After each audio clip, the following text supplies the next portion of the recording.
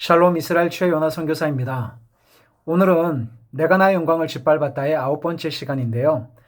제목은 나는 예수 믿는 사람들이 무섭다입니다. 혹시 여러분들 예수 믿는 사람들이 무서우셨던 적은 없으신가요? 여러분 주변에 여러분이 속하는 공동체, 교회 안에서 함께 신앙생활을 하고 있는 지체분들이 너무나 소중하고 감사하지만 저는 가끔 예수 믿는 사람들이 무서울 때가 있습니다. 여러분들은 신앙생활을 하시면서 지금까지 신앙생활을 해오시면서 같이 예수님을 믿고 신앙생활을 하지만 참 무섭다라는 생각을 혹시 해보신 적은 없으신지요?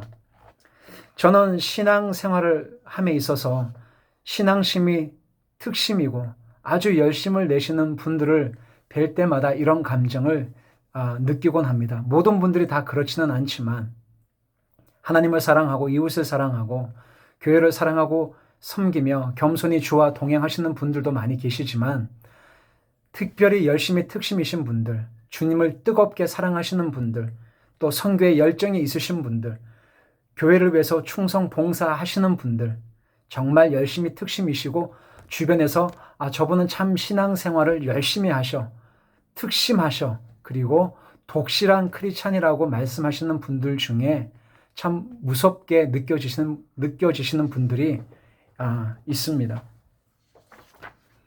아무 조건 없이 하나님께서 나를 구원해 주셨다라고 고백을 하지만 구원받고 난 이후에는 철저히 외모로 그 사람의 드러난 겉모습으로 사람을 대할 때가 있습니다. 나보다 못하면 어깨가 으쓱대고 그리고 목에 힘도 주고 상대방이 나보다 뭔가를 잘하면 지독한 열등감에 빠지기도 합니다. 하나님이 아무 조건 없이 예수 그리스도의 피 묻은 십자가와 그분의 죽음과 부활을 통해서 하늘의 생명이 나에게 이식이 되어져서 그분의 생명으로 살아가고 있는 이 놀라운 구원을 허락하셨음에도 불구하고 우리는 여전히 다른 사람의 겉모습과 그의 드러난 것을 가지고 수많은 조건으로 그 사람을 평가를 합니다.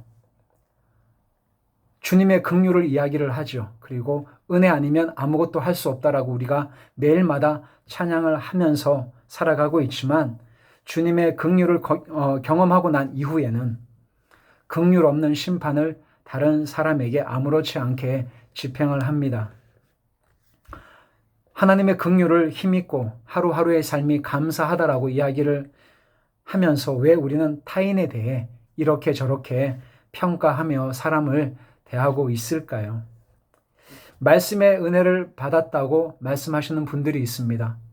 수요 예배 때, 금요 성령 집회 때, 주일 예배 때 하나님께서 허락하시는 교회에 방문을 해서 강의를 할 때도 있고 말씀을 나누는 집회를 할 때도 있습니다. 말씀의 은혜를 받았다라고 고백하시는 분들이 있습니다. 그렇지만 그 이후에 말씀으로 다른 일을 판단하며 정죄를 합니다. 하나님의 말씀은 우리의 죽은 영혼을 소생시키고 회복시키는 영임에도 불구하고 우리는 그 하나님의 말씀으로 같은 지체, 같은 공동체 안에 있는 형제, 자매들의 삶을 재단하는 것에 대해 양심의 가책을 잘 못 느끼는 것 같습니다.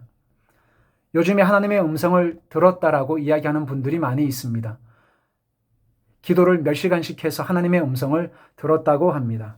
그런데 기도한 후에는 내가 1시간을 기도하든 2시간을 기도하든 3시간을 기도하든 5시간을 기도하든 기도는 하나님과의 대화고 기도를 통해서 나의 뜻을 관철시키기 위해서 하나님께 메어 달리는 것이 아니라 하나님의 뜻을 알고 그분과 함께 겸손히 동행하기 위해서 주신 선물이라고 저는 생각을 하는데 기도를 통해서 주님의 음성을 들었다고 하는 수많은 사람들이 있습니다.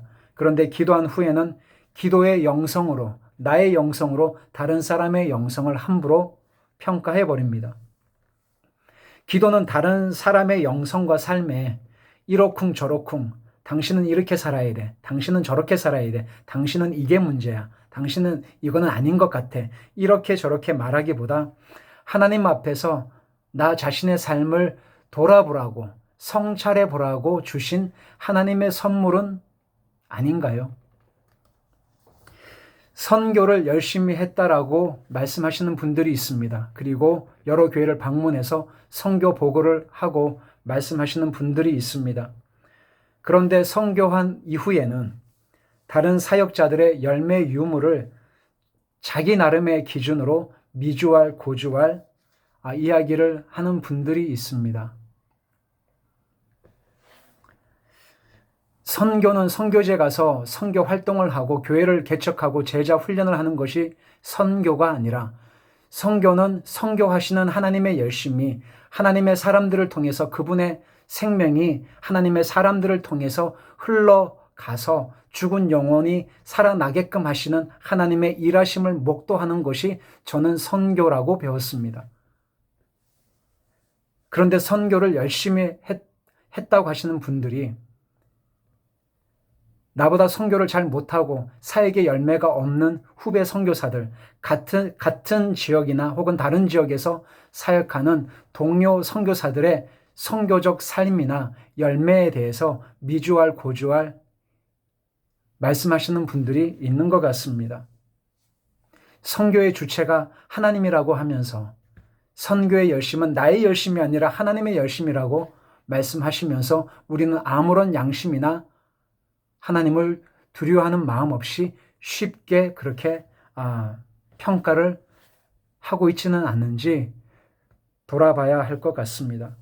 저는 예수 믿는 사람들이 어떤 때는 불신자들보다 더 무섭고 교제하기가 참 꺼려질 때가 있습니다. 예수님을 믿지 않는 주변의 친구들이 있습니다.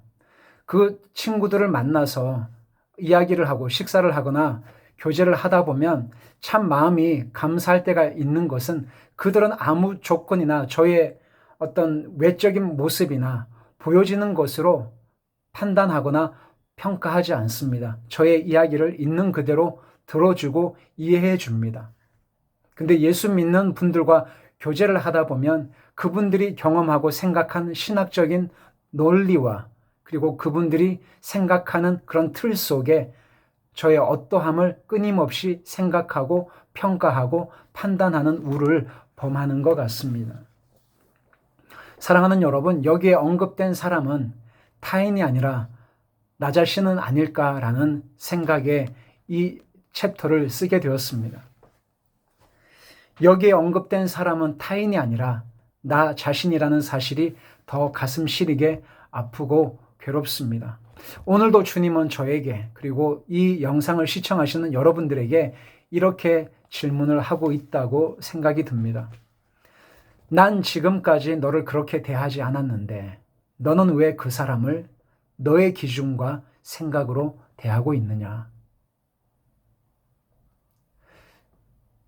예수님을 믿지 않는 불신자가 그리고 저의 친구가 저를 보면서 무서워하지 않고 예수 믿는 사람들은 참 까다롭다, 참 불편하다, 참 불쾌하다 이런 이야기가 아니라 언제든지 마음을 터놓고 이야기할 수 있는 그런 그리스도의 장성한 분량에 이르기까지 성숙한 그리스도인의 삶을 살 수 있기를 축복하고 저도 그렇게 살기 위해서 매일매일마다 하나님 앞에 엎드리는 그런 선교사가 되고 싶습니다.